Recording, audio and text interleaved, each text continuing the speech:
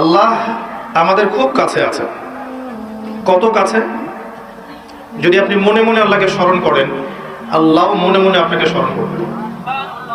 যদি আপনি একটা সমাবেশের মধ্যে আল্লাহকে স্মরণ করেন, আল্লাহ এর চেয়ে উত্তম সমাবেশে আমাদের কথা স্মরণ করবেন। আল্লাহ পাক এত কাছে আছেন যে প্রত্যেক রাতের শেষ অংশে আল্লাহ পাক প্রথম আকাশে নেমে আসেন। আল্লাহ নেমে আসাটা কেমন সেটা আমরা ব্যাখ্যা করতে পারবো না। এটা ব্যাখ্যা করার জ্ঞান যোগ্যতা কোনোটাই আমাদের নেই। এই সময় আল্লাহ পাক আহ্বান করতে থাকেন বান্দাদের উদ্দেশ্যে, কে আছো আমার কাছে কিছু চাইবে, আমি তোমাকে সেটা প্রদান করব। কে আছো আমার কাছে কিছু দোয়া করবে, আমি তোমার দোয়া শ্রবণ করব। কে আছো আমার কাছে ক্ষমা চাইবে, আমি তোমাকে মাফ করে দেব। প্রত্যেক রাতের শেষ অংশে আল্লাহ রাব্বুল আলামিন এইভাবে আহ্বান করতে থাকেন ফজর পর্যন্ত। আর এই সময়টা দেখবেন আমরা হয় ঘুমে কাটাই, অথবা ফেসবুক, অথবা ইউটিউব, অথবা ক্যাসিনোর মধ্যে, কেউ জুয়াখানায়, কেউ পতিতালয়ে, কেউ আল্লাহ বিরোধী পরিকল্পনা করতে ব্যস্ত থাকে। কিন্তু আল্লাহ পাক প্রত্যেক রাতে তার বান্দাদের উদ্দেশ্যে এই আহ্বানটা করে থাকেন। আল্লাহ পাক এত কাছে। মানুষ সেই আল্লাহকে ভুলে গেছে যেই আল্লাহ পাক ছাড়া ইবাদত পাওয়ার যোগ্য দ্বিতীয় কোনো ইলাহ নেই। এক সময় যে আল্লাহ ছিলেন আর কিচ্ছু ছিল না, শুধু আল্লাহ ছিলেন, আর কিছুই ছিল না। এই মহাবিশ্বের কিচ্ছু ছিল না। এক সময় শুধু আল্লাহ থাকবেন, এই মহাবিশ্বের কিচ্ছু থাকবে না। কুল্লু মান আলাইহা ফান ওয়া ইয়াবকা ওয়াজহু রাব্বিকা যুল জালালি ওয়াল ইকরাম। প্রত্যেকটা বিষয়ে বস্তু ফানা হয়ে যাবে, শুধুমাত্র আল্লাহ রাব্বুল আলামিনের সত্তাটা বাকি থাকবে। আল্লাহ পাক সূরা আর রহমানে একটা আয়াত বারবার বলেছেন, ফাবিআইয়ি আলাই রাব্বিকুমা তুকাযিবান। তোমরা দুই জাতি, জিন আর মানুষ, তোমরা আল্লাহর কোন কোন নিয়ামতকে অস্বীকার করবে? কেন জিন আর মানুষকে বলা হচ্ছে? কারণ সূরা জারিয়াতের 56 নম্বর আয়াতে আল্লাহ পাক বলেছেন, ওয়ামা খালাকতুল জিন্না ওয়াল ইনসা ইল্লা লিয়াবুদুন। আমি জিন আর মানুষকে শুধুমাত্র আমার ইবাদত করার জন্য সৃষ্টি করেছি।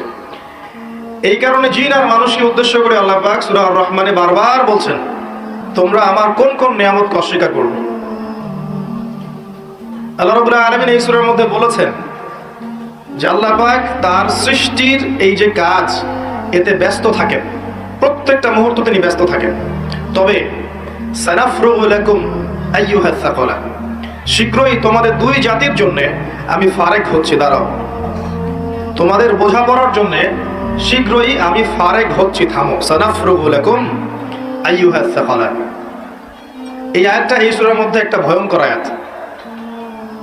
আল্লাহ পাক জিন আর মানুষকে বলছেন, আমি বিজি আমার কাজে, কিন্তু তোমাদের জন্য আমি শীঘ্রই ফারেক হব। কিয়ামত ঘটানোর পরে তোমাদের হিসেব নিকেশের জন্য আমি শীঘ্রই নিজেকে ফারেক করছি, ওয়েট করতে থাকো, জাস্ট ওয়েট এন্ড সি। মানুষ সে আল্লাহকে ভুলে গেছে যে আল্লাহ রাব্বুল আলামিন এখন জানেন যে আপনি কতদিন বাঁচবেন, জীবনে কি করবেন, কোন দিন আপনি কোন কোন বেলায় কি কি খাবার খাবেন, কোথায় কোথায় আপনি কি কি পাপ করবেন, এবং কোথায় কোথায় আপনি কি কি পুণ্য করবেন, আল্লাহ পাক এখনই জানেন। আল্লাহ পাক জানেন আমাদের মধ্যে এখানে বসে থাকা প্রত্যেকটা মানুষ কে কোথায় কিভাবে মারা যাবে, কার জীবনে কি আছে, কার পরকালে কি আছে। আমাদের এখানকার মানুষদের মধ্যে কে কবরের প্রশ্নের উত্তর দিতে পারবে, কে পারবে না, আল্লাহ এখনই জানেন। আল্লাহ পাক এখনই জানেন, এই মুহূর্তেই জানেন যে আমাদের মধ্যে কয়জন মানুষ এখানকার মধ্যে জান্নাতে যাবে। আর জান্নাতে যাওয়ার কোটি কোটি বছর পরে ওই বান্দারা কি কি নিয়ামত ভোগ করবে, আল্লাহ পাক এখনই রাইট নাও সেটা জানেন। আপনাকে আমি আল্লাহ চিনাচ্ছি। আল্লাহ পাক সেই সত্তা যে আমাদের মধ্যে কে কে জাহান্নামে যাবে বা যাবে কি যাবে না, আল্লাহ পাক এই মুহূর্তে সেটা জানেন। এবং জাহান্নামে যাওয়ার কোটি কোটি বছর পর তাদেরকে কি শাস্তি দেওয়া হবে, আল্লাহ এখনই সেটা জানেন। আল্লাহ পাক জানেন এই পৃথিবীর আগামী ভবিষ্যৎ কি, এই পৃথিবীবাসীর ভবিষ্যৎটা কি, কোথায় যাচ্ছে বিশ্ব। আল্লাহ এই মুহূর্তে জানেন। আল্লাহর জ্ঞানের মধ্যে সব কিছু আছে। শুধু তাই না, পৃথিবীর শুরু থেকে নিয়ে শেষ দিন পর্যন্ত মানব জাতি পৃথিবীর বুকে কি করেছে না করেছে আল্লাহ পাক প্রত্যেকটা বিষয় লিখে রেখেছেন। ওয়ামা কানা রাব্বুকা নাসিয়া, এবং আপনার রব কিছু ভুলে যান নাই। পৃথিবীতে কোথায় কে কোন জুলুম করেছে, কে কোথায় জিনা করেছে, কে কোথায় মদ খেয়েছে, কে কোথায় নামাজ পড়ে নাই, কে কোথায় শিরক করেছে, কে কোথায় বেদাত করেছে, কে কোথায় সুদ খেয়েছে, কে কোথায় মানুষকে হত্যা করেছে, কোন জালেম কোথায় কোথায় মাজলুমদের উপর অত্যাচার করেছে, আল্লাহ পাক সব লিখে রেখেছেন। এটা হচ্ছে আমাদের রব। পৃথিবীতে আমরা যখন ছিলাম না, আল্লাহ রাব্বুল আলামিন আমাদেরকে রূহের জগতে রেখেছিলেন, আলমে আরওয়াহ বা রূহের জগতে। সেখানে আমাদের আত্মাগুলো ছিল। এই আত্মাগুলোকে একত্রিত করে আল্লাহ পাক জিজ্ঞাসা করেছিলেন, আলাস্তু বিরাব্বিকুম, আমি কি তোমাদের রব নই? সবাই আমরা বলেছিলাম, আমরা যারা আছি এখন, জীবিত মৃত ভবিষ্যতে আসবে, আমরা সবাই এক বাক্যে বলেছিলাম, বালা, অবশ্যই আপনি আমাদের রব। আমাদের মনে পড়ে? মনে পড়ে না। এই কথাটা মনে করিয়ে দেওয়ার জন্যই আল্লাহ পাক প্রত্যেক যুগে যুগে অসংখ্য নবী রাসূল পাঠিয়েছেন, আসমানি কিতাব পাঠিয়েছেন, যাতে করে ওই কথাটা মনে করিয়ে দেওয়া যায়। কথা বুঝতে পারছেন? আলাস্তু বিরাব্বিকুম, আমরা বলেছিলাম বালা, অবশ্যই আপনি আমার রব। সেখান থেকে আমাদের এই যে মাটির দেহ, এর মধ্যে রূহ দেয়া হলো। মাটির দেহটা কিন্তু আপনি না, ওই রূহটা হচ্ছেন আপনি। কারণ আপনার দেহটা পচে যাবে। আপনার আমার দেহের সৌন্দর্য থাকবে? বয়স থাকবে? পচে যাবে, নষ্ট হয়ে যাবে। আপনার রূহ এটা কিন্তু মরবে না। ওই রূহের জগৎ থেকে রূহটা পাঠানো হয়েছে মায়ের গর্ভে। মায়ের গর্ভ থেকে এই যে দুনিয়ার জীবনে, দুনিয়ার জীবন থেকে হয় ইল্লিনে যাবে, না হলে সিজ্জিনে। তারপরে আবার রূহটাকে দেহে ফেরত দেওয়া হবে কিয়ামতের দিন। ওই রূহওয়ালা বডিটার হিসেব হবে, এবং সে আত্মা হয়ে যাবে জান্নাতে, না হলে জাহান্নামে। আত্মা কি মরলো? আত্মা একটা ভ্রমণ চক্র পার করলো। ইয়া আইয়াতুহান নাফসুল মুতমাইন্নাহ, আছে না? ইরজিই ইলা রাব্বিকি রাদিয়াতাম মারদিয়া, হে প্রশান্ত আত্মা, তোমার রবের দিকে ফিরে আস, সন্তুষ্ট ভাজন হয়ে ফিরে আস। ফাদখুলি ফি ইবাদি, আমার বান্দাদের অন্তর্ভুক্ত হয়ে যাও। ওয়াদখুলি জান্নাতি, জান্নাতীদের অন্তর্ভুক্ত হয়ে যাও। এই রূহ আর আত্মা এর ব্যাখ্যা কি সায়েন্স করতে পারবে? আমাদের এডুকেশন সিস্টেম ব্যাখ্যা করতে পারবে আত্মা কাকে বলে? ফিলোসফি সাবজেক্টের মধ্যে রূহ নিয়ে প্রচুর বই আছে। কেউ আজ পর্যন্ত কোনো কনক্লুশন বা উপসংহারে যেতে পারে নাই যে আসলে এই জিনিসটা কি। এমনকি নবী সাল্লাল্লাহু আলাইহি ওয়াসাল্লামকে 3টা প্রশ্ন করা হয়েছিল।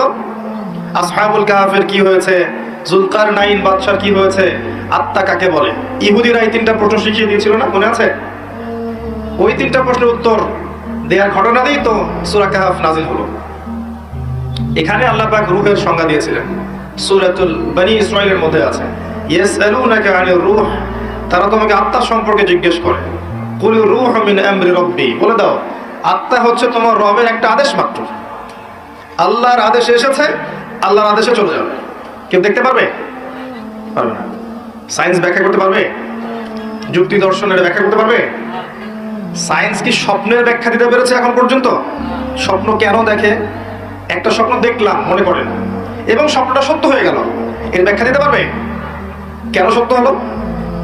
স্বপ্ন সত্য হয় না। এখন এক শ্রেণীর মানুষ আছে মনে করে স্বপ্ন বলতে কিছুই নাই, স্বপ্ন সত্য হতে পারে না, এবং স্বপ্ন নিয়ে কিন্তু ঠাট্টা মশকরা করে। কিন্তু দেখবেন মুমিন বান্দাদের স্বপ্ন সত্য হয়। ভালো স্বপ্ন আল্লাহর পক্ষ থেকে দেখানো হয়, সত্য হতে পারে। কোন কোন ক্ষেত্রে কাফেরের স্বপ্নও সত্য হতে পারে। এটা আবার কোথায় পেলেন? দলিল দিচ্ছি। সূরা ইউসুফ খোলেন। ইউসুফ আলাইহিস সালাম জেলখানায় আছেন, 2 জন কয়েদি, দুজনে অমুসলিম, এসে বলছেন আমি স্বপ্ন দেখেছি যে আমি মনিবকে কিছু পান করাচ্ছি, এবং আমি স্বপ্ন দেখেছি আমার মাথায় রুটি আছে, এখান থেকে কাক বা চিল এটা খেয়ে নিচ্ছে।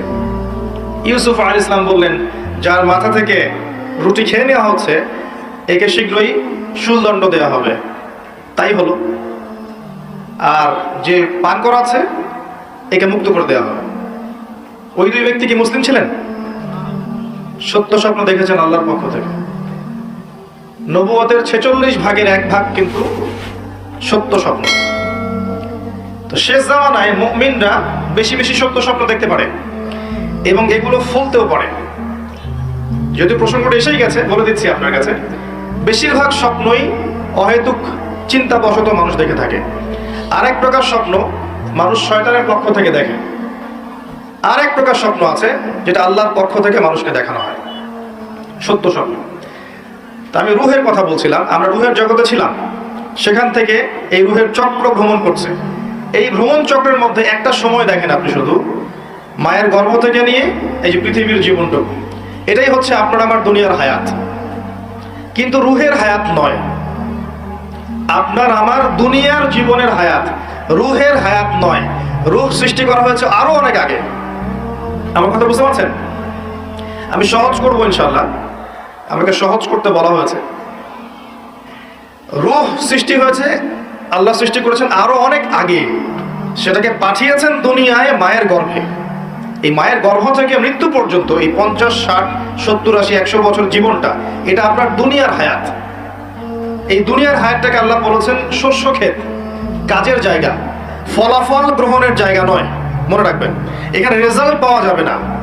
এটা পরীক্ষার হল, এখানে রেজাল্ট দেওয়া হবে না। কে ভালো কে মন্দ, কে জয়লাভ করলো কে পরাজিত হলো, কে সত্য কে মিথ্যা, এটা এখানে প্রমাণ সবসময় নাও হতে পারে। এটা রেজাল্ট দেওয়ার জায়গা নয়। রেজাল্ট দেওয়ার জায়গা হচ্ছে পরে, কিয়ামতের মাঠে। এরপরে রূপটা চলে যাবে হয় এল্লিনে। এল্লিন কোথায়? উপরে। আর সিজ্জিন নিচে।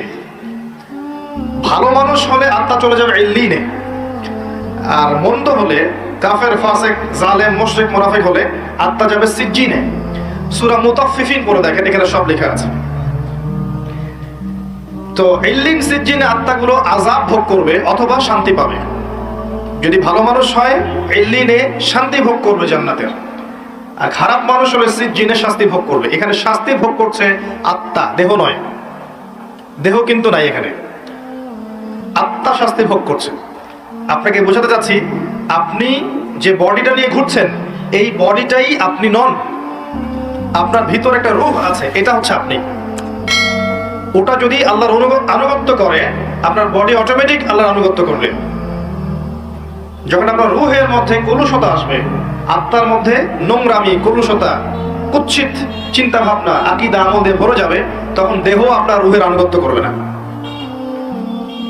এই রূহটাকে পবিত্র করার জন্যই আল্লাহ রাব্বুল আলামিন যুগে যুগে অসংখ্য নবী রাসূল পাঠিয়েছেন এবং তারা তাজকিয়া করেছেন, মানুষের আত্মশুদ্ধির কাজ করেছেন। আমি পরে আসছি কিভাবে আপনি আত্মশুদ্ধিতে যাবেন। এই যে হায়াতটুকু আপনাকে দেয়া হয়েছে, এটা কর্মের জীবন। পরবর্তীতে আপনি ফলাফল পাবেন ইল্লিনে বা সিজ্জিনে। তারপরে তাকে তোলা হবে কিয়ামতের মাঠে হিসাবের জন্য, যেখানে আরো 5টা প্রশ্ন করা হবে। কবরে 3টা, কিয়ামতের মাঠে 5টা। কবরে কয়টা? 3টা। কিয়ামতের মাঠে আরো 5টা। কবরে 3টা তো জানেন, মান রব্বুক, তোমার রব কে। দুনিয়াতে কেউ যদি আল্লাহর সাথে শিরক করে থাকে, বিনা তওবায় মারা যায়, সে ব্যক্তি মান রব্বুক প্রশ্নের উত্তর দিতে পারবে না, ফুল স্টপ। মা দীনুক, তোমার দিন কি। পৃথিবীতে কেউ যদি দিন ইসলামকে পরিপূর্ণরূপে গ্রহণ না করে, হাসি ঠাট্টার ছলে গ্রহণ করে থাকে, সে কোশ্চেন কালেও এই প্রশ্নের উত্তর দিতে পারবে না, তোমার দিন কি, ফুল স্টপ। মান নবিয়ুক বা মান হাদা রাজুলু বুইসা ফিকুম, পৃথিবীতে কেউ যদি নবী সাল্লাল্লাহু আলাইহি ওয়াসাল্লামের সুন্নতের উপর না থাকে, অন্যের আদর্শ গ্রহণ করে তাকে বাদ দিয়ে, সে কোশ্চেন কালেও এই প্রশ্নের উত্তর দিতে পারবে না, ফুল স্টপ। যারা তাওহীদের উপর থাকবে তারা মান রব্বুক উত্তর দিতে পারবে। যারা দ্বীন ইসলামকে পরিপূর্ণরূপে গ্রহণ করবে তারা মা দীনুক উত্তর দিতে পারবে। যারা পৃথিবীতে শুধু নবী সাল্লাল্লাহু আলাইহি ওয়াসাল্লামের সুন্নাহর উপর চলবে, অন্য কাউকে আদর্শরূপে গ্রহণ করবে না, তারা মান নবিয়ুক উত্তর দিতে পারবে ইনশাআল্লাহ। এরপরে আরো একটা প্রশ্ন করা হবে, যদি 3টা পারা যায়। তুমি কিভাবে এগুলো জানলে? এগুলো তো সবাই জানে না। হয়তো 1000-এ 99 জন মানুষই বলতে পারবে না এই 3টা প্রশ্নের উত্তর কি কি। এই ইকুয়েশনটা কোথায় পেলাম? এটা পেলাম ওই হাদিস থেকে যে কিয়ামতের মাঠে আদম আলাইহিস সালামকে ডাকা হবে, ডেকে বলা হবে তোমার সন্তানদের মধ্য থেকে জাহান্নামীদেরকে আলাদা করে দাও। আদম আলাইহিস সালাম বলবেন কতজনকে হে আল্লাহ? আল্লাহ বলবেন 1999 জনকে জাহান্নামের জন্য আলাদা করে দাও। নাউযুবিল্লাহ ওয়া ইন্না লিল্লাহি ওয়া ইন্না ইলাইহি রাজিউন। সহিহ বুখারীর হাদিস, 4 বার এসেছে হাদিসটা। তো পার্সেন্টেজটা আপনি বোঝেন, বেশিরভাগ মানুষই কবরের প্রশ্নের উত্তর দিতে পারবে না। তার মানে বেশিরভাগ মানুষ এই দুনিয়ার জীবনে, উম্মতে মুহাম্মাদের এই দুনিয়ার জীবনে শিরক করবে, দ্বীন ইসলামকে পরিপূর্ণরূপে গ্রহণ করবে না এবং নবীর আদর্শ ছেড়ে অন্য আদর্শ গ্রহণ করবে।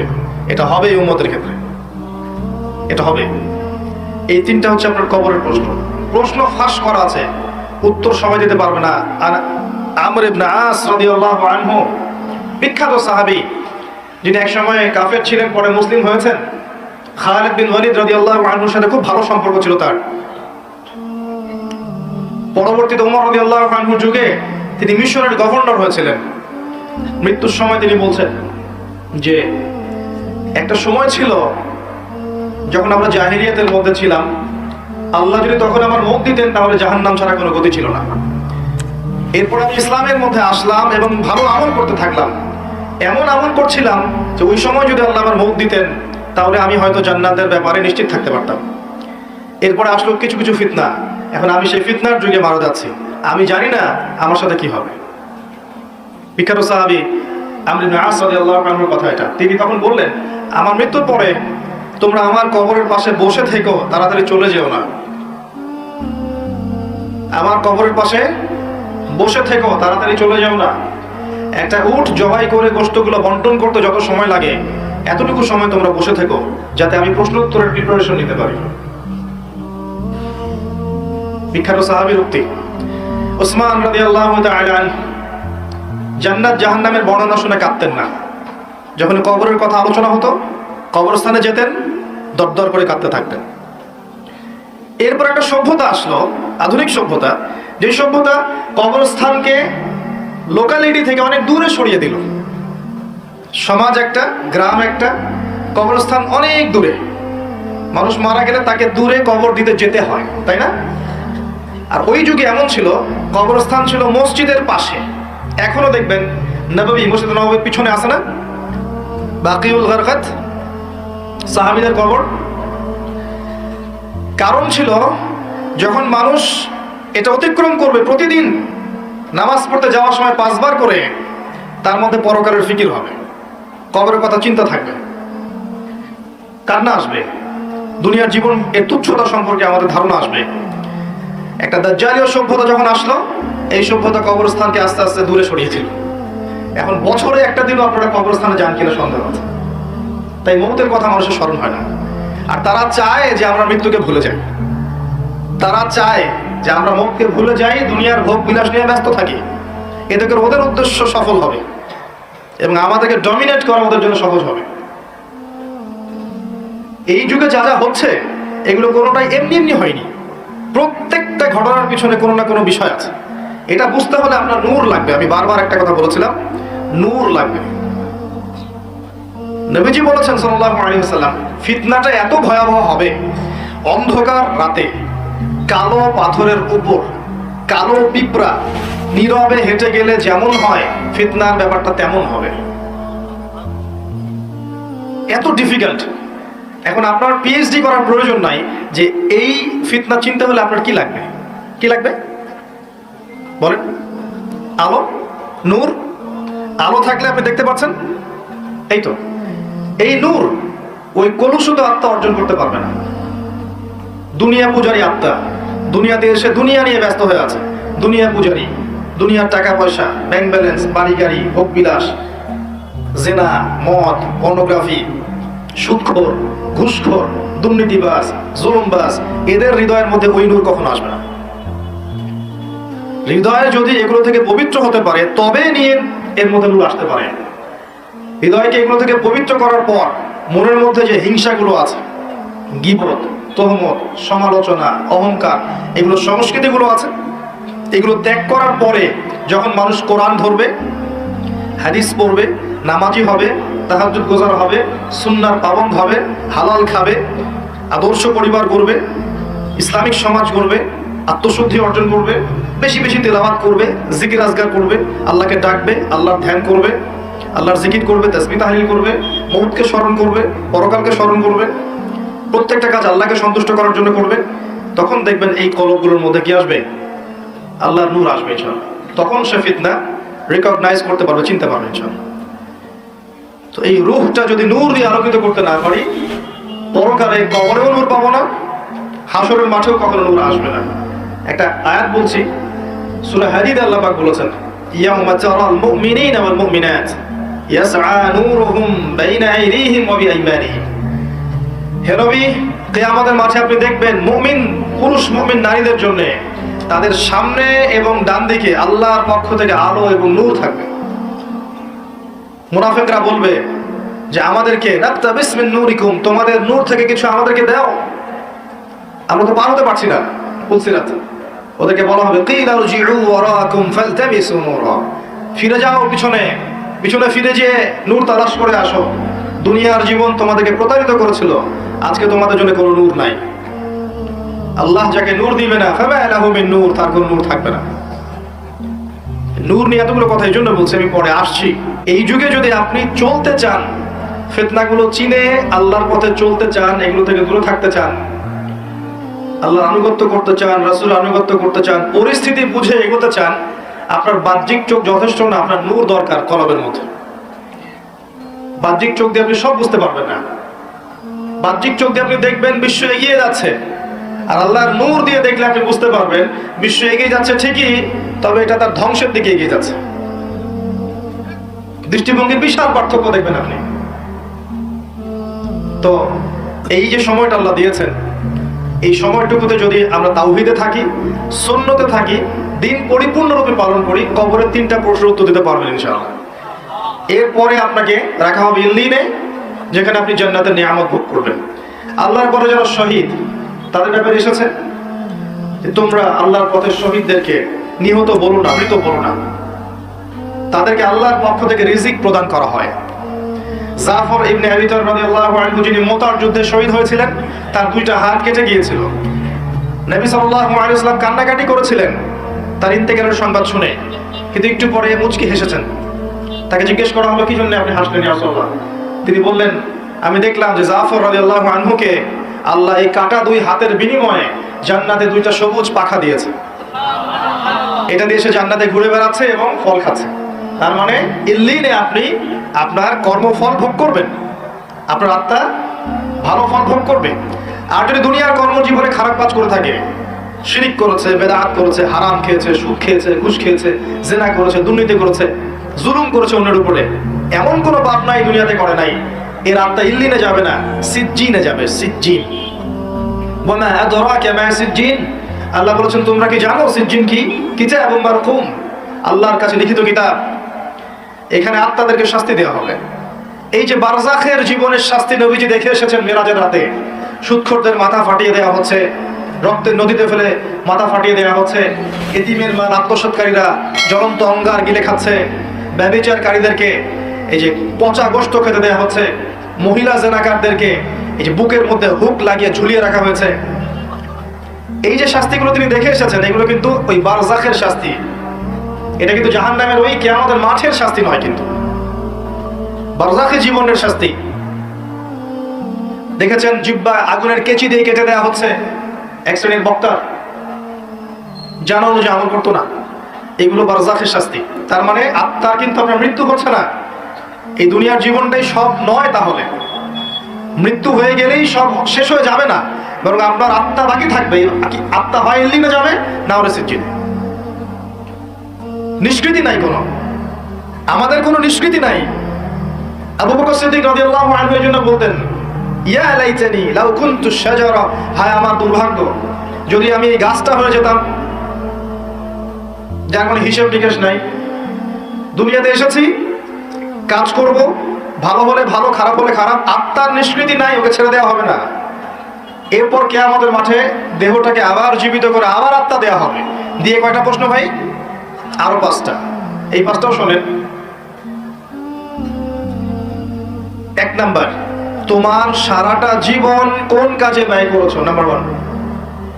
নবীজি বলেছেন এই 5টার উত্তর না দেওয়া পর্যন্ত কোন আদম সন্তান 1 স্টেপ সামনে যেতে পারবে না, 1 স্টেপ পিছনে আসতে পারবে না, স্টিল দাঁড়িয়ে থাকতে হবে।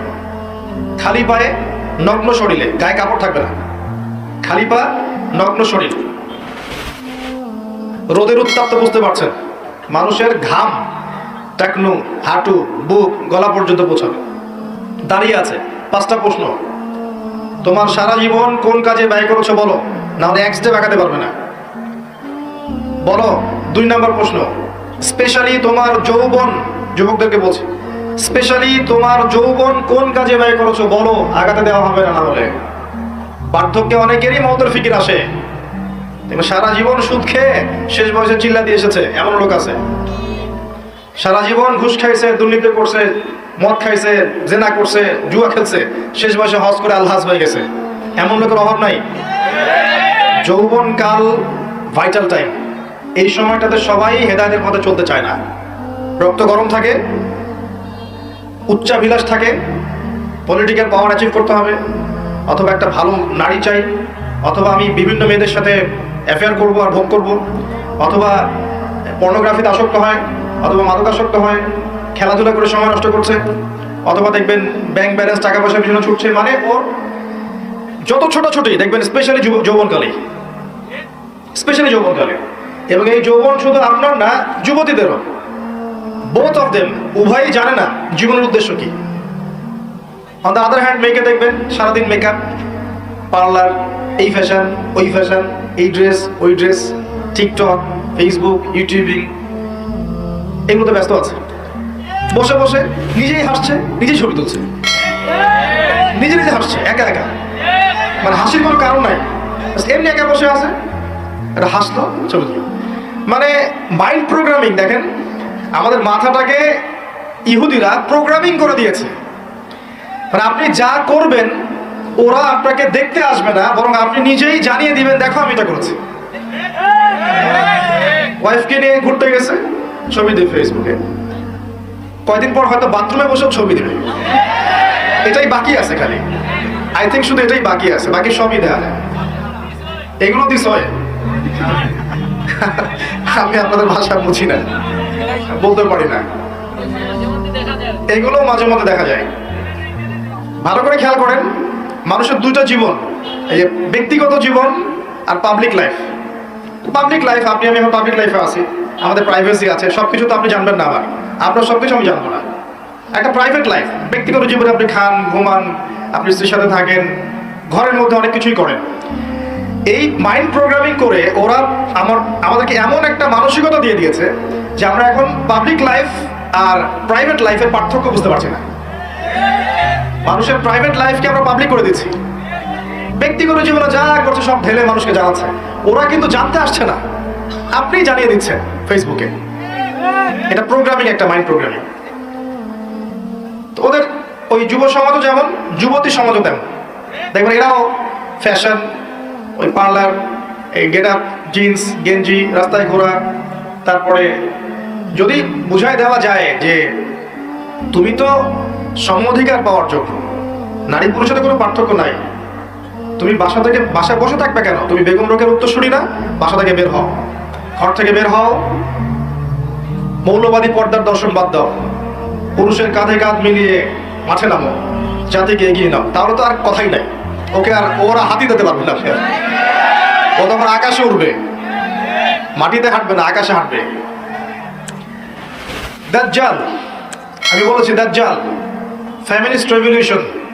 এই যে feminist revolution is created by মাসিহুদ দাজ্জাল। দাজ্জালের যারা ফলোয়ার্স আছে এরা এই ফেমিনিস্ট রেভলিউশন ক্রিয়েট করেছে।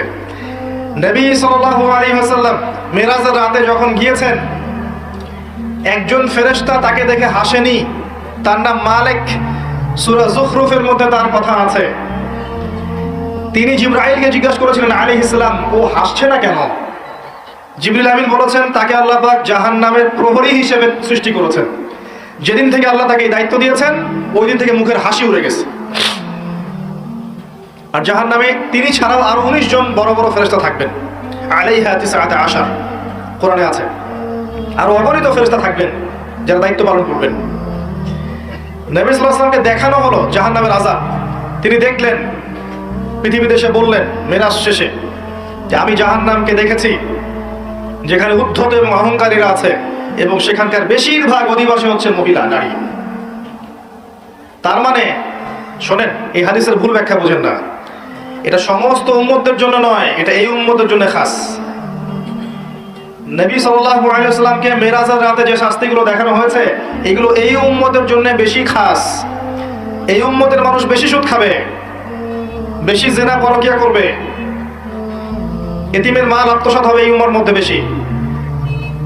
এই উম্মতের বক্তারা জানানো যে আমল করবেন অনেকেই, এই উম্মতের নারীরা বেশিরভাগ জাহান্নামে।